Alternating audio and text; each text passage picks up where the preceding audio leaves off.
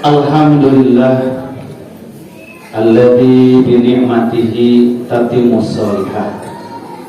Asyhadu an la ilaha illallah wahdahu la syarikalah wa asyhadu anna Muhammadan abduhu wa rasuluh alladzi qad addal amanah wa balagha risalah wa nasahal ummah wa jahada fillahi haqqa jihadih.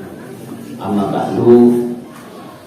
Yang saya cintai, saya banggakan seluruh keluarga besar Jamiah Persatuan Islam yang hadir di forum yang insya Allah diberkahi oleh Allah Ta'ala ini.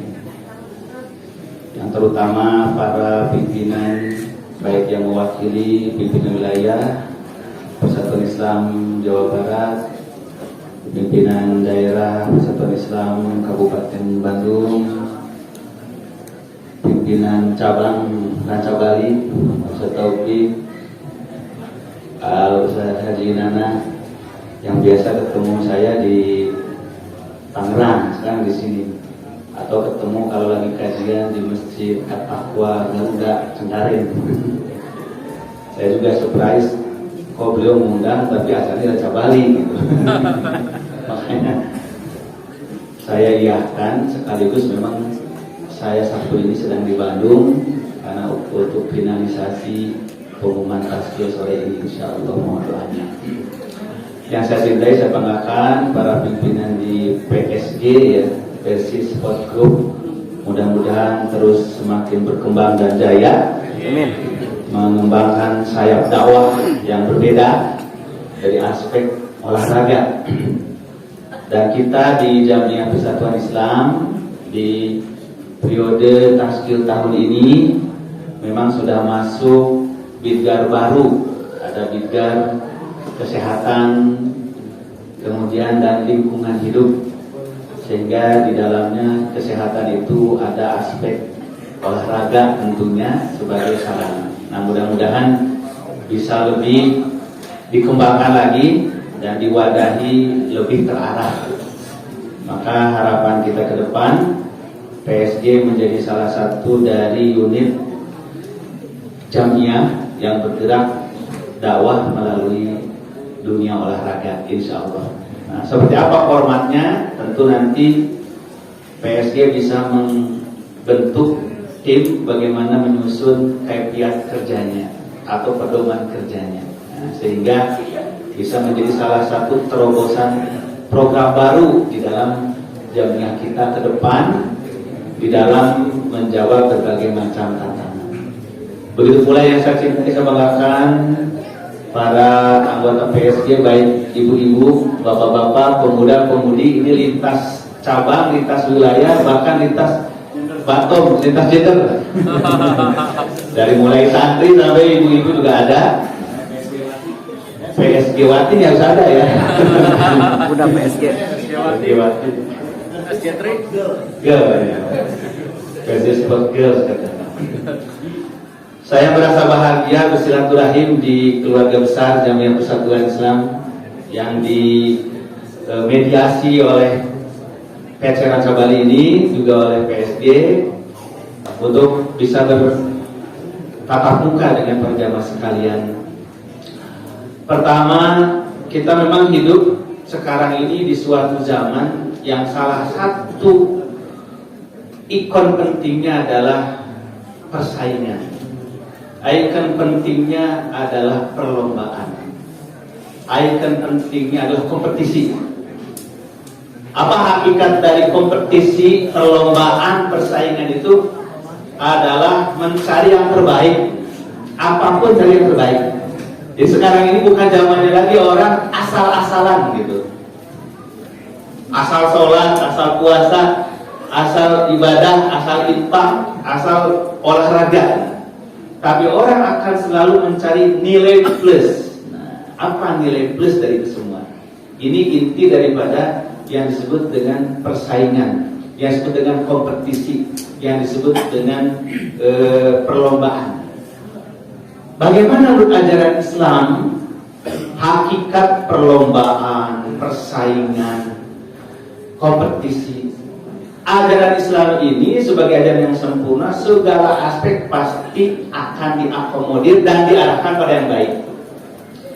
Maka di antara sifat karakter dasar manusia itu ada sifat perlombaan, sifat kompetisi, sifat ingin yang terbaik. Maka diakomodir, diwadahi Islam itu dengan istilah perintah fastabiqul khairat. Nah, itulah Islam.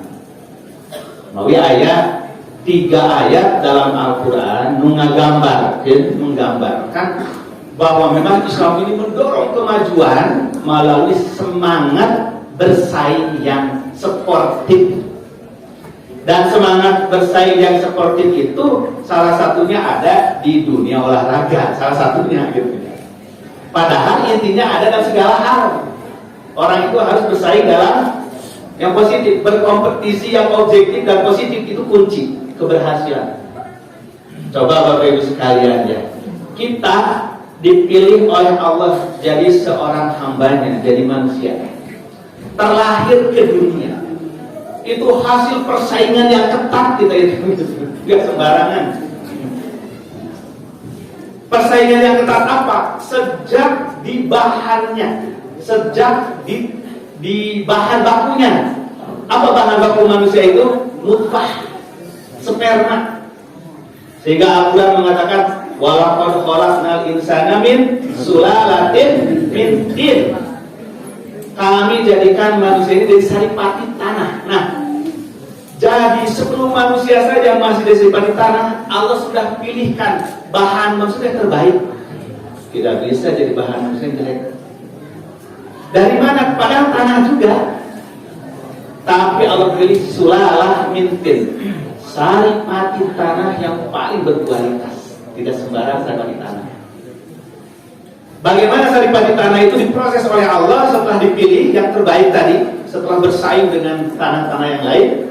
Nah, dipilih berproses yang baik juga. Itulah pohonan yang terbaik, menyerap dari tanah itu unsur-unsur yang terbaik. Diserap, dijadikan daun buah yang terbaik juga. Dikonsumsi oleh ibu bapak kita. Dikonsumsi oleh ibu bapak kita. Diproses dengan cara yang terbaik pula. Lahirlah itu dari sperma dan sel telur di seorang ibu. Dari berjuta-juta bahkan mungkin bermiliar-miliar sperma yang dipancarkan oleh seorang ayah membuat telur seorang sel telur seorang istri, hanya dipilih satu, coba bayangkan. Hanya dipilih satu. Sisanya disisihkan, sisanya dibuat. Jadi manusia ini tercipta dengan proses persaingan yang ketat. Manusia ini diciptakan oleh Allah dengan pilihan yang luar biasa. Maka ketika dia lahir pun ke dunia, dia memiliki misi yang luar biasa. Bukan misi biasa-biasa. Itulah misi khilafah fil ardh. Misi khalifah di muka bumi. Misi pemimpin di muka bumi. Dan misi ubudiyah, misi beribadah. Ini ikhwah sekalian, cara Islam memberikan dasar, memberikan landasan berpikir bahwa seorang Muslim yang terbaik adalah yang paling mampu bersaing dalam kehidupannya dengan cara yang positif. Allah pun telah memilih dari bahan yang terbaik. Walaupun sama-sama dari tanah, sama-sama dari air, tapi itu bukan sembarang tanah, bukan sembarang air, tapi tanah dan air yang terbaik yang bakal jadi cikal bakal tubuhnya. Maka begitu pula ketika dia terlahir ke dunia, Allah Subhanahu wa Ta'ala berikan misinya pun yang terbaik. Misi yang terbaiknya adalah alladzi khalaqal mauta wal hayata liyabluwakum ayyukum ahsanu amala, amalan terbaik. Bukan asal beramal, amal berkualitas. Kalau sholat, banyak orang muslim melaksanakan sholat, tapi bagaimana sholat yang terbaik? Saum, banyak muslim melaksanakan saum, tapi bagaimana saum yang terbaik? Sodako, banyak sodako, tapi bagaimana sodako yang ahsanu sodako, afdhalus sodako? Begitu pula yang lain-lainnya. Maka semangat inilah para ikhwan sekalian yang menjadi dasar cepat sekali kemajuan di generasi para sahabat Nabi. Maka kenapa generasi sahabat Nabi disebut generasi pemenang, bukan generasi pecundang. Itu yang kalau bahasa Al-Qur'annya disebut generasi as-sabiqun, as-sabiqun, generasi pelopor, generasi pemenang. As-sabiq, as-sabiq artinya pemenang dalam musabaqah. Musabaqah perlombaannya. Orang mau keinginan sebab sabiq. As-sabiqun, as-sabiqun, mereka lah para pemenang dalam perlombaan. Siapa mereka para pemenang perlombaan itu?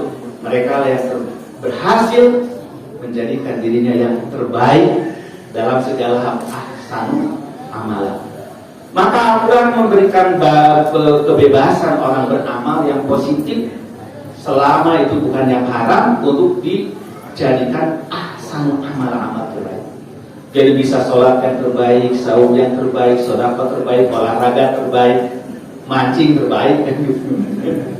Makanya ada istilah syariah tadi, mancing syariah, touring syariah, yang terbaik jadi ahsan amalan.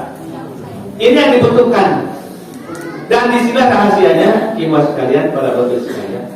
Kenapa para sahabat itu dalam dialog dengan Rasul sudah masuk ke wilayah itu? Jadi bukan lagi bertanya bagaimana cara kami sholat Rasulullah, bagaimana kami bersedekah. Tidak. Itu mah pertanyaan anak SD TK. Tapi hadis-hadis Nabi menggambarkan para sahabat itu bertanya sudah pada taraf musabaqah tadi. Apa sahabat bertanya? Ayus sholati afdol.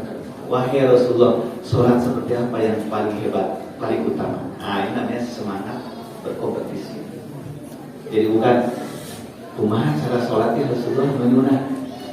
Kayak sama waktu persis baru berdiri wajar bertanya gitu. Kumaha sholat menyunah? Oh ini udah pakai gimana kan gitu. Hai nama terus usung dari itu usung nanti gimana sholat yang terbaik. Kemudian ayo sedekah abdul, sedekah apa yang terbaik? Itu hadis Nabi semuanya. Bahkan sampai ayul islami abdul, menjadi muslim yang seperti apa yang terhebat itu terbaik. Subhanallah. Nah, jauhnya persatuan Islam saya yakin dibangun, didirikan oleh para pendiri ini dalam rangka mendorong semangat itu ingin yang terbaik, dan terbaik itu harus diawali yang benar dulu. Karena tidak akan baik kalau tidak benar. Semangat ingin ahsan amalan, ayukum ahsan sholatan, ayukum ahsan sodaqatan, ayukum ahsan ibadatan, terus yang terbaik-terbaik. Nah, termasuk ikhwan sekalian di kecepatan yang sangat baik ini kita sedang membicarakan di antara ahsan sodaqah, sodaqah yang terbaik, sodaqah yang dikejar atau di Uber, nah, dijadikan target oleh para sahabat Nabi. Itu adalah sodaqah yang terbaik. Makanya di dalam Al-Quran, ketika Al-Quran berbicara tentang sodaqah, setelah berbicara masalul ladzina yunfikuna amwalahum fi sabilillah kamasali habbatin ambatat sab'a sanabil fi kulli sumbulatin mi'atu habba wallahu yudhaifu liman yasha. Ada ayat yang berbicara tentang sedekah yang terbaik. Itu dalam Ali Imran 92. Kata Al-Quran, lan tanalul birra hatta tunfiqu mimma tuhibbun. Wa ma tunfiqu min syai'in fa innallaha bihi alim. Lan tanalul birra, tidaklah kamu akan mencapai al-birra. Al-birra ditafsir oleh para ulama dua. Pertama, al-birra dalam pengertian kebaikan yang tertinggi. Sebagaimana Rasul bersabda, al-birra husnul khuluq. Puncak dari kebaikan tertinggi itu tercermin dari akhlak, dari adab. Nah, jadi kalau kita melihat bahwa sudah sejauh mana keberhasilan keislaman seseorang, tidak cukup dilihat sholatnya sudah nyunah belum, saumnya sudah nyunah belum, tetapi adalah apakah dari sunnahnya sholat, sunnahnya saum telah menjelma jadi akhlak mulia atau belum. Nah, itu kuncinya. Maka ahsanul muslim terbaik itu nanti akan tercermin dari ahsanuhum khuluqa. Maka ketika Rasulullah bersabda tentang inna akmalal mu'minina imanan ahsanuhum khuluqa, sesungguhnya paling sempurna, paling mulia iman di antara kalian yang telah sempurna akhlaknya, paling mulia akhlak. Jadi albirro tidak akan tercapai kecuali orang yang telah mencapai husnul khuluq, akhlak yang terbaik sebagai puncak keimanan keislaman. Maka Rasul bersabda al-birru husnul khuluq. Lalu dia berkata, inna akmalal mu'mina imanan ahsanul khuluq. Hartosna teu acan menjadi jaminan salat seseorang yang sudah baik, saum seseorang yang terus baik, kalau belum menjelma dalam akhlak yang mulia. Kenapa? Sebab sebaik-baik sholat seseorang, sholatnya hanya dirasakan untuk dirinya dan hubungan sama Allah. Sebaik-baiknya saum seseorang, maka saumnya itu hubungan dia dengan Allah. Tapi kalau menyangkut akhlak, yang merasakan masyarakat sekitarnya, istrinya, keluarganya, putra-putrinya, tetangganya, jamiahnya, masyarakat itu akan merasakan, kok begini akhlaknya. Nah, inilah kuncinya.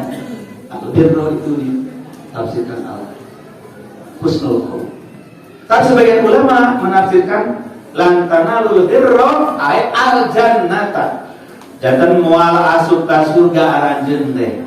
Jadi al-birro dihapuskan sejana. Salah dua penafsiran ieu teh satu hubungan. Sebab apa? Sebab mual sampai jami karena al-jannah kalau tidak husnul khuluq. Tidak akan sampai ke surga kalau tidak sampai husnul khuluq. Jadi nu satu mah nafsirkeun prosesna, nu hiji mah nafsirkeun hasilna gitu. Maka aya nafsirkeun kamu tidak akan sampai kebaikan, maksudnya kepada akhlak yang mulia. Nu kadua nafsirkeun moal sampai kebaikan, moal sampai ke surga. Nu hiji mah prosesna, nu hiji mah hasil. Tapi anjatan objeknya satu, hatta tunfiqu mimma tuhibbun. Sampai kamu menginfakkan, mendermakan apa yang kamu cintai.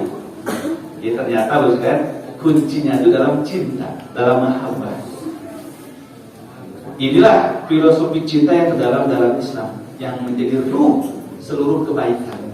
Jadi kebaikan apapun, kalau rohnya, kalau semangatnya belum mahabbah, belum cinta, itu masih rendah derajatnya itu. Karena ternyata kualitas tertinggi dalam hidup itu mahabbah, kecintaan.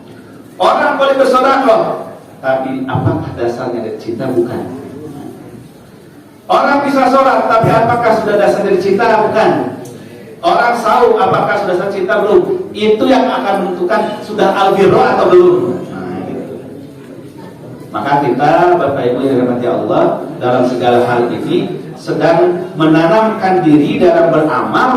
Bagaimana mencapai yang terbaik tadi? Dasarnya adalah mimma tuhibbun, apa yang kita cintai. Kenapa? Karena para ulama membagi tingkatan kita beramal ini itu kepada 3 tahapan di misalnya. Jadi kahiji aya jalmi anu taat dina kasaya teh lantaran didorong ku kasieun. Ieu mah nu gorangan. Maka lamun gorangan supaya taat terusnya sing sieunnan. Subuk isieun beuki taat, ngan taat nu sieunna mah stres. Tidak nikmat. Mawi Al-Qur'an oge metode nanamkeun kataatan teh terkadang ning sieunnan. Itulah disebut dengan nadhiro, ancaman. Kudu sieun ye ku neraka, fattaqun nar lati wa qurban nas wa hidar. Sieun teu anjeun ku neraka. Lamun teu iman, teu salat, teu puasa ini, azabnya ini dijadikan kayu bakar neraka. Timbullah sieun. Maka aya darman nu taat lantaran kasieun. Bolehkah orang taat karena sieun? Ya boleh. Tibatan keur masieun teu taat. Keun wae nu penting taat, sanajan dasarna sieunan. Maka loba sing sieunan. Maka timbullah para ulama nu tukangna nying sieunan. dakwah nanti siungan terus ya kan, selalu gitu. Maka dibuatlah dongeng-dongeng kasihan. Itu sebut dengan tarhib. Tuh. Maka ada majalahnya Al-Hidayah. Cerita orang mati ditolak kuburan karena tidak pernah sholat berjamaah. Oh, ditolak kuburan. Nusiana mah langsung dia sholat berjamaah. Karena ceritanya tinggal lebih kan. Dia buat tarhib. Tahuran di sini, tapi kalau di sini benar, ngarang-ngarang. Sebab memang karakter jamnya harus taat itu kasihan. Itulah timbul nanti loh. Angka 2 ayat tahap jamnya harus taat nanti karena dibibita. Nah, ini mau boleh dibibita, diberi kabar gembira. Kuli iming-iming kalau istilah Quran. Angka 5 di aman-aman. Di sini di aman-aman, kalau dibibita di iming-iming. Fadilah yang berpikir serta deh. Lalu tak ada fadilah mah. Dia kenal fadilah na PSG ayat tu ayah terus fadilah. Tuh fadilah na. Lamun ayat fadilah na manggil gua dijamun masuk surga saya ngilu. Ayat mah ahlul fadilah. Kemudian yang ada jangan teh kau tungan lain. Nah makanya Al-Quran seueur ayat-ayat itu ngagabarkeun fadilah. Keutamaan sedekah, keutamaan salat, pahala macam-macam. Eta teh basyiran kabar gembira. Jadi salah ada Al-Quran. Tapi secara kualitas kompetisi eta teh rendah itu. Sabab lebih kairah bertahan sieun jeung ini mau bertahan lama. Lamun leungit mereka sieunna. Oh, ternyata bohongnya cenah geus salat berjamaah kuburan anak ditolak teh bukti no gua geus berjamaah oge mah salat kuburan aman-aman we. Jadi geus salat teh. Jadi Nabi Kairah bertahan dia taat namun disingsieunan. Nabi Kairah dia bertahan taat namun hanya dibibitah. Tapi nu tertinggi dina kebajikan teh nalika ketaatan itu karena mahabbah. Karena cinta, karena dijiwai. Muhibbin. Mawi Bapak Ibu sekalian coba Al-Qur'an. Nalika Al-Qur'an nyebutkeun ibadah. Itu kalimatnya cinta. Qul in kuntum tuhibbunallah fattabi'uni yuhibbukumullah. Nah harusna lamun aranjeun cinta ka Allah tuturkeun kami dawuh Rasul. Kan urang diagendari lah ayat eta teh. Lamun anjeun ibadah ka Allah kudu nurutan Rasul. Padahal ayatnya bukan ibadah cinta.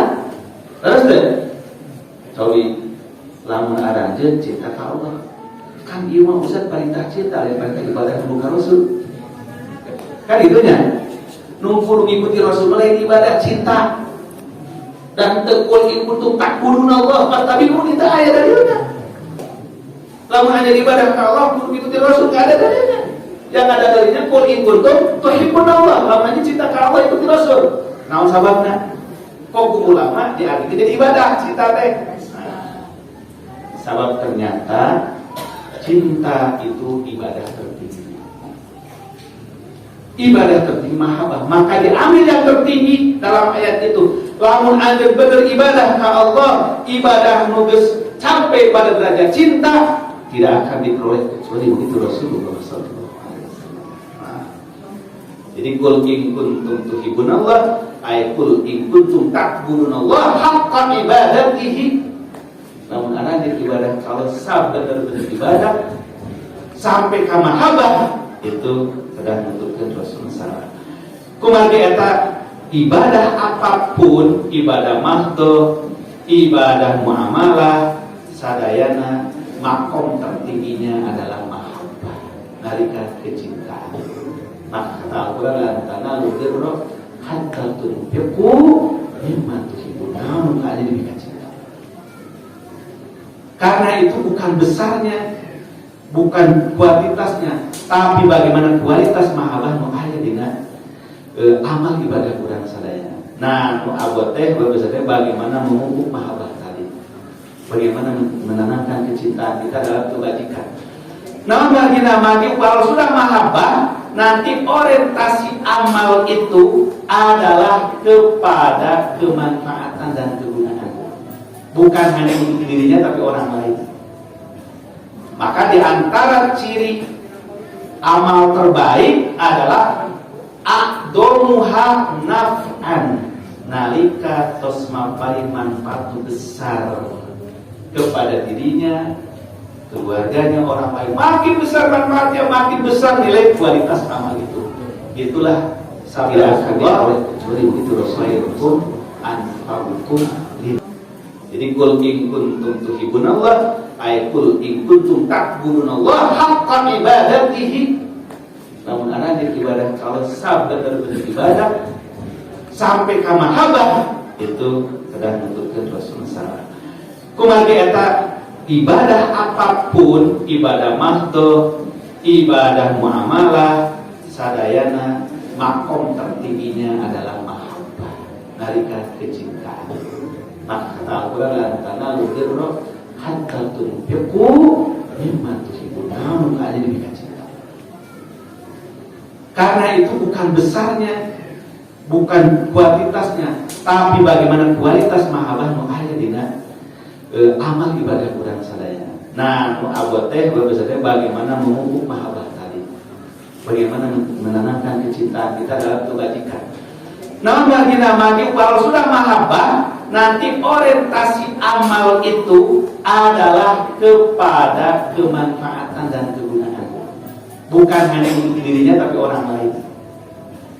Maka di antara ciri amal terbaik adalah a'domuha naf'an, nalika tos maparing manfaat besar kepada dirinya, keluarganya, orang lain. Makin besar manfaatnya, makin besar nilai kualitas amal itu. Itulah sabda Rasulullah, khairukum anfa'ukum linnas. Yang terbaik di antara kamu, yang paling besar manfaatnya kepada manusia. Sholat yang terbaik, sholatnya telah memberi manfaat terbesar kepada dirinya dan kepada orang lain. Saumnya yang telah memberi manfaat terbesar kepada dirinya dan kepada orang lain. Sedekahnya memberi manfaat terbesar. Maka ketika bicara kenapa wakaf adalah sedekah yang paling difavoritkan sahabat, sehingga ayat lan tanalul birra hatta tunfiqu mimma tuhibbun dibawa kepada mana wakaf. Padahal ayat itu kalimat wakafnya itu khususnya tidak ada. Sebab apa? Sebab memenuhi kriteria anu anfa'uha, paling memberi manfaat. Dampaknya ini menggambarkan orientasi Islam dalam amal berpikir ke depan, masa depan. Bahwa amal yang terbaik itu amal yang mampu diwariskan kebaikannya kepada anak cucunya, kepada generasinya. Subhanallah.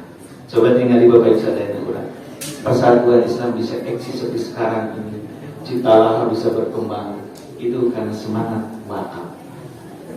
Hakikat semangat wakaf adalah semangat amal yang terwariskan, bukan semangat amal yang putus. Kalau orang bisa soleh sendiri, banyak. Kalau orang berbuat baik sendiri, banyak. Tapi yang susah bagaimana kesalehan, kebaikan terwariskan dan terus berkembang, sehingga menjadi shadaqatun jariyatun. Inilah pentingnya kita beramal jamaah, berjamaah, berorganisasi. Saya yakin kalau dulu pendahulu kita sholat berpikirnya, orientasinya kesalehan pribadi ya, terus kalian. Begitu generasi pertama wafat sudah nggak ada lagi yang meneruskan.